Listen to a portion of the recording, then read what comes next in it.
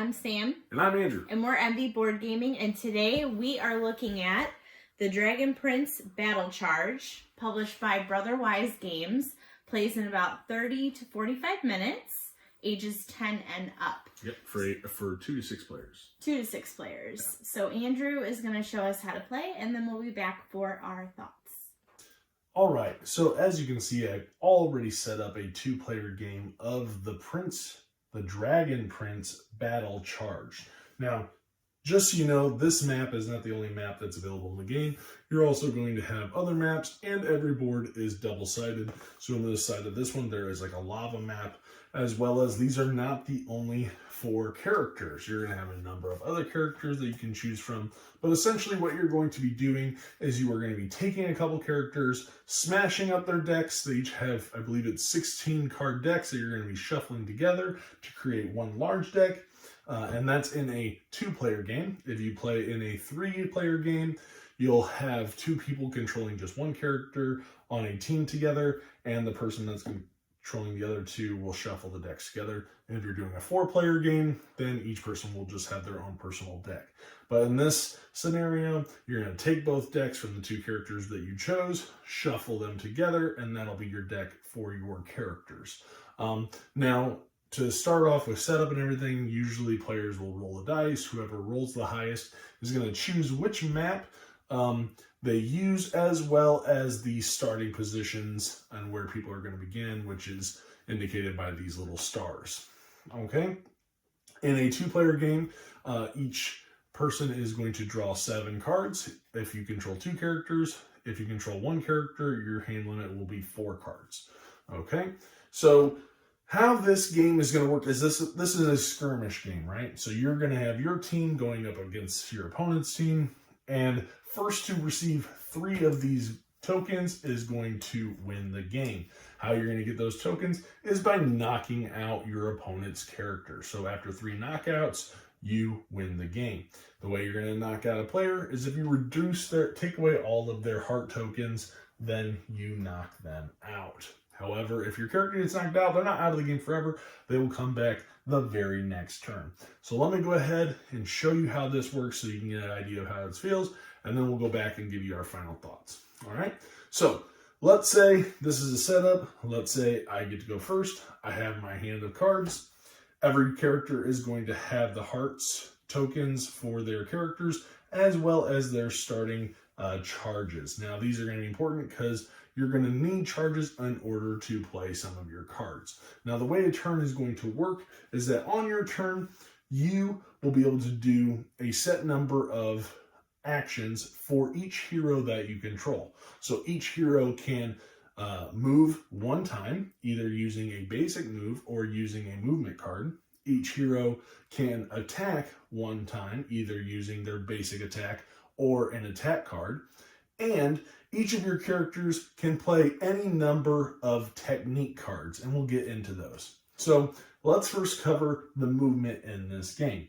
So like I said, each character has access to 1 movement on your turn each.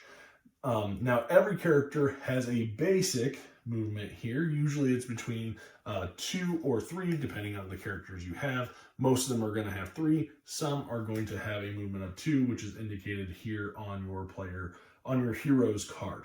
Okay, so you can use that, and the way you're going to move is that you can move orthogonally, up, down, left, right, or diagonally. So you're going to be just moving across this grid, however many spaces. Okay, or you can play these movement cards. So they are going to look like this. Movement cards are going to have these icons here, indicating that they are for movement, and you can play these as opposed to doing your normal basic movement. And there are 2 different kinds of moves. You have the basic running, which is going to be this icon of a foot, or they're going to be this icon of wings, which is going to be jumping. So if you are moving using the foot icon, there are some parameters. So you can't cross through these white lines. You cannot cross hazards, which will be outlined in red, or jump through or walk through walls, that kind of stuff. However, if you are jumping using the little wings that you're going to see here, so Rayla here can do a jump of 3, they can cross anything. So if she were, let's say here, and she was to do her 3, she could jump over this barrier here. So she could go 1, 2, 3, and just jump right over it. It does not get in the way. The only thing that blocks jumping are going to be walls. Obviously, you cannot jump over a wall because there is a roof. So there's no jumping over walls, but that is how movement is going to work. So you're going to be able to move any which way, orthogonally or diagonally. Okay, and again, that's going to be 1 per hero, and those are indicated either by their basic or their cards. Okay, the other thing you're going to be able to do is going to be attacking. Now again, you have access to a basic attack here on your hero cards. The basic attack for these is going to be a range of 1, and the damage is going to be 2. So that's what those numbers are going to indicate. Whereas over here, Ezran, I hope I'm saying that right, has a range of 3 and the damage of 1. And again, you are going to be counting the squares to be able to see if they are within range. So the way you're going to do that is, let's say Ezran was attacking using their basic attack. You can do that, again, orthogonally counting the squares or diagonally. So if he was doing a range attack of 3, it would be 1, 2, 3. Rayla would be in range for him to perform his basic attack. The other way that you can attack is going to be using your attack cards. So each hero is going to have attack cards in their deck, and there might be some requirements. So as you can see, there could be an icon here with this little orange symbol, and that's going to relate to certain characters. So this might be a type of magic that they use that has to match. So only characters that have that symbol can use that card.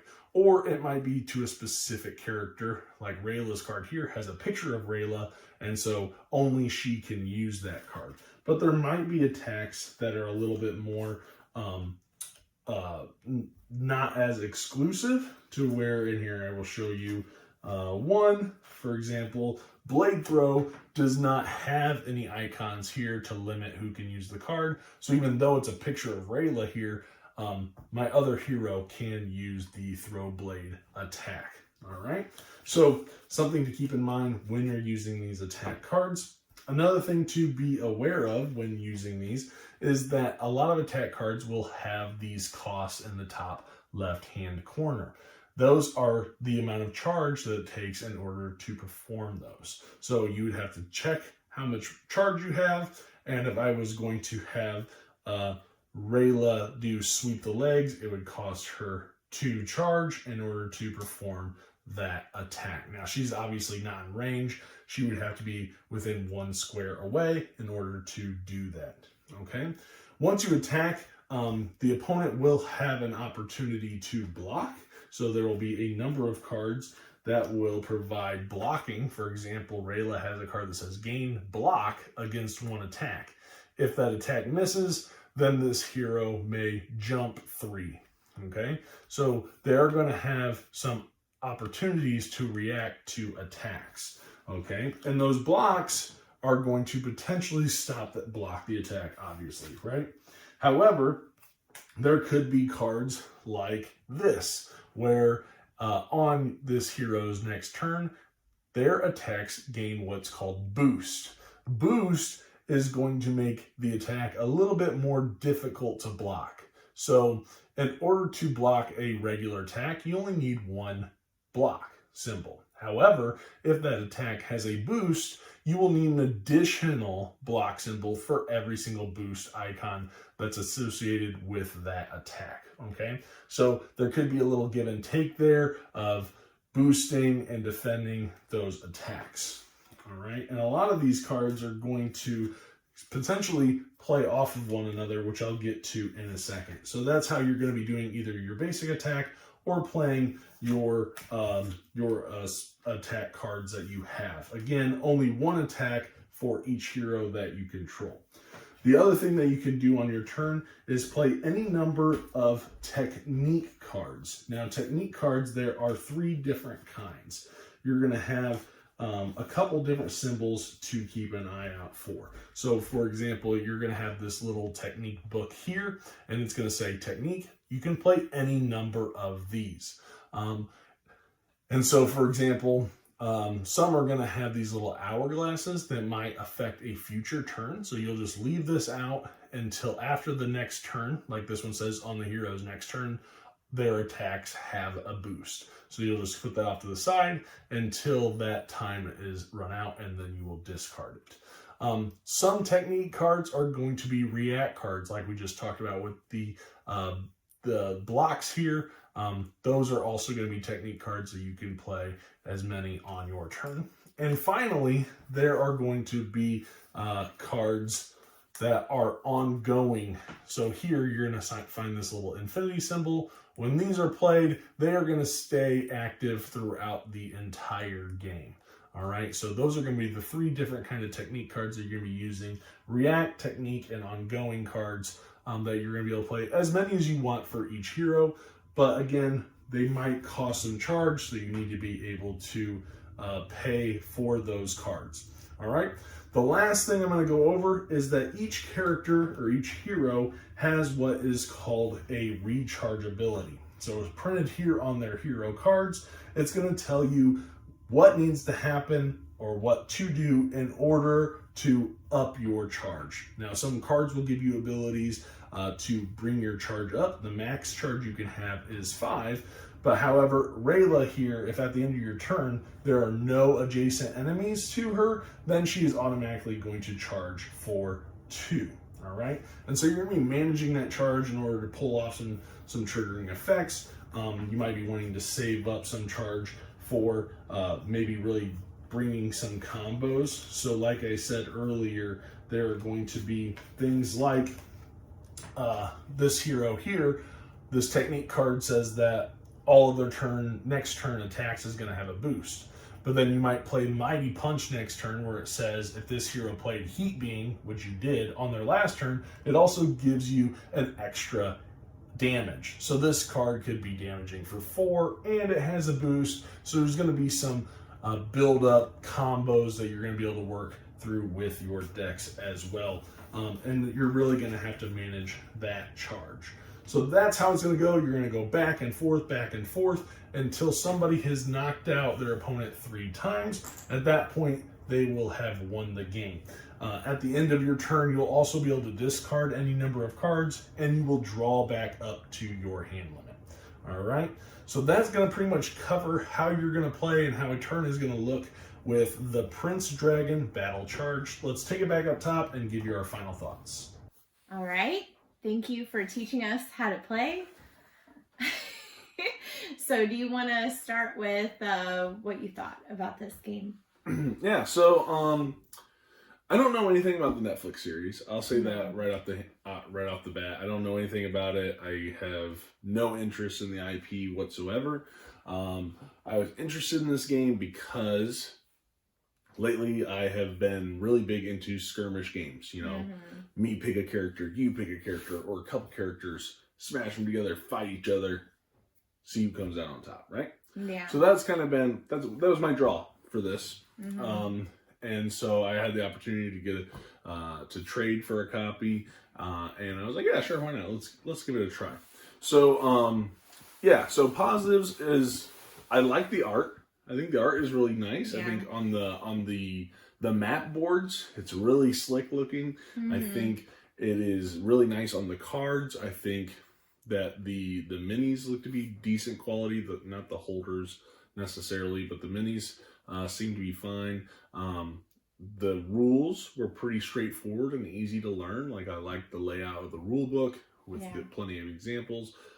So really nice, felt very streamlined in the way that you play. You know, each hero, you get 1 move, 1 attack, and you can play as many of these technique cards that you want to play, right?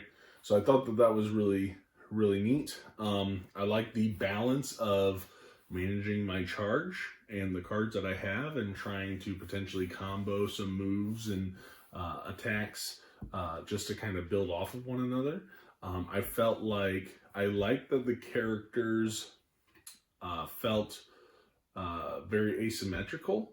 But I think when you first get into it and you don't really know who to get, or if you don't have any affiliation with the actual show, it might be hard to know who's the tanky ones and who's not. Because if you get some real squishy characters, you can get beat up pretty bad. So squishy. Right. And so with that being said, like they all do seem really cool and unique. I do feel like some are better than others. I do think some characters are better. There is some balancing issues there. Not that I want to get into negatives yet. But yeah, overall, I like the look of the game. Art-wise, yeah, and the flow and the teach. So I thought that was pretty decent there. So yeah, what about you? What did you like about the game? I did also like the art. I was a fan of that. I felt like it was, I like the variety, the different characters, the different abilities that you have. I did think it was cool how they did like the health with like the little, you know, heart components and the charge and how you had to use the charge to use, you know, different cards and things like that. So I did think it was easy to learn as well. And I've never watched the show either. So I was just like, oh, okay, this is like a, you know, I felt like a lighter, like skirmish type game. So, yeah. All right. How about negatives? I'll let you go first on negatives. Yeah, negatives, I think it would be that there is the issues with balance, like you said, because I know when we played 2 players and we played 2 characters, that I was like, I had one character that I felt like was super powerful, and then the other one I was kind of like, eh.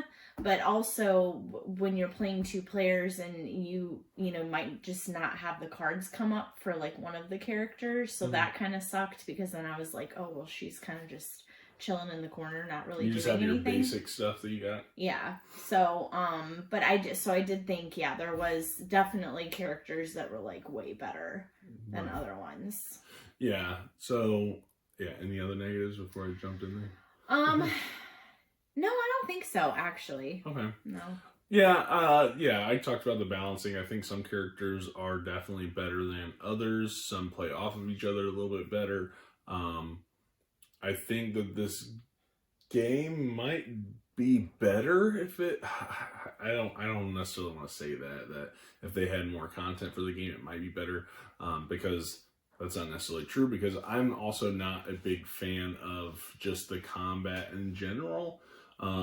So the whole boosting and blocking feels. I don't know. It just feels like whoever gets the right attacks at the right time. I just didn't really feel like there was a lot of excitement when it came to being attacked or trying to block an attack and boost. And yes, you can build up on some of those, but I didn't feel like it was super exciting. There wasn't no big reveal. It was just kind of, oh, I'm attacking you, and just hoping that they don't have a react card or whatever that they could play in order to block it. Or if somebody was like, okay, I'm attacking you, I have 2 boosts on this attack, and you're like, oh, well, I'm just going to take it. Yeah, you know, because I don't have 3 blocks or whatever it is. There were times when you were playing with characters that didn't have a whole lot of blocks. It seemed like in their decks, and I was playing with characters that I always had a ton of blocks. Right. And so, again, there's some balancing issues. I'm not big on the combat. I just felt like it wasn't very exciting. Thought it was fine. I'm not huge on line of sight when it comes to this kind of stuff. You know, I like just being able to be like, okay, wait, let me see. I got to draw a line from the center of mine to yours. Can I see you? That kind of stuff. What's in the way? I don't know. That kind of takes away from it a little bit for me. But yeah, I thought it was fine. I didn't think it was anything amazing. It does a lot of what I'm seeing lately, where you pick these, especially in 2-player, you pick 2, you smash their decks together, shuffle them up, and you fight each other, right? Which isn't a bad idea. Just I didn't see a ton of stuff that was too unique. Maybe with the little charge and, you know, managing that and having your little recharge ability so that you can play certain cards. I thought it was fine. But other than that, I mean, it's not a whole lot to write home about, I guess. Yeah, I agree. I think also I would prefer to play it with more than 2 players.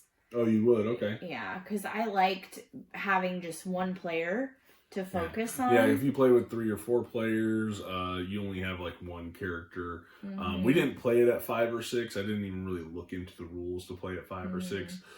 Skirmish games at 5 or 6, I'm not sure, or something I ever want to experience. Right. But yeah, I actually preferred it probably at 2 players, but Really? I get it. Yeah, you probably just like having the one character to control instead of managing both. Yeah, because I don't really like managing 2 characters at once. Like, I mean, if we play unmatched, I've done it before, but I like being able to focus on just one. Because, like I said, when we did 2 players, and it was like I had like one character that really wasn't doing anything because they didn't have any cards coming up. So right, but you do have your basic abilities, so it's not like they can't do anything but sit around.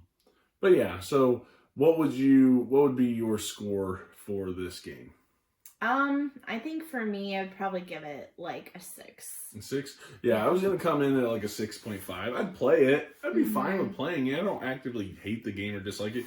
I just think that there's a lot of other games out there that just do it better. Yeah. And that are more exciting. And I mean, the IP, give or take, I don't care. To me, it's almost generic fantasy, and there's some dragons, right? But yeah, it's fine. I think it's fine. It's okay. It's fine, right? 6.5. I would gladly play it. Yeah. No big deal. But it's not something I'm clamoring at to get to the table all the time. Right. Yeah. So yeah, let us know, what do you think? Is the show any good? Have you watched the show? Maybe that's something worth checking out. Maybe the show is better than the game. So anyway, that'll be our thoughts for the Dragon Prince Battlecharged. Let us know what you think down in the comments, and please like, comment, subscribe. Click the bell icon so you get a notification every single time we post a video. And we'll see you guys on the next one. See you later. Bye.